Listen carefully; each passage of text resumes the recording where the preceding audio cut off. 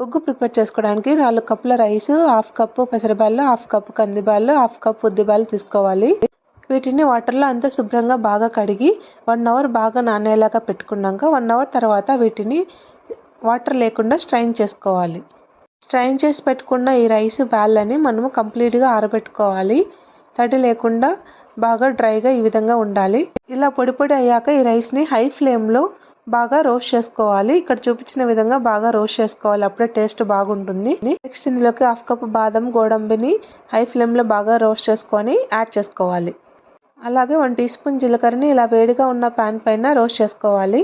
ఇలా రోస్ట్ చేసుకున్న జీలకర్రని యాడ్ చేసుకోవాలి. అలాగే హాఫ్ టీ స్పూన్ వాముని యాడ్ చేసుకొని వీటినంతా బాగా మిక్స్ చేసుకొని ఒక మిక్సీ జార్లోకి ట్రాన్స్ఫర్ చేసుకొని మెత్తటి పౌడర్ లాగా మిక్సీ పట్టుకోవాలి. ఈ విధంగా మిక్సీ పట్టుకున్న పౌడర్ని మెత్తటి పౌడర్ లాగా జాడించుకొని ఒక ఎయిర్ టైట్ డబ్బాలో స్టోర్ చేసి పెట్టుకోవాలి.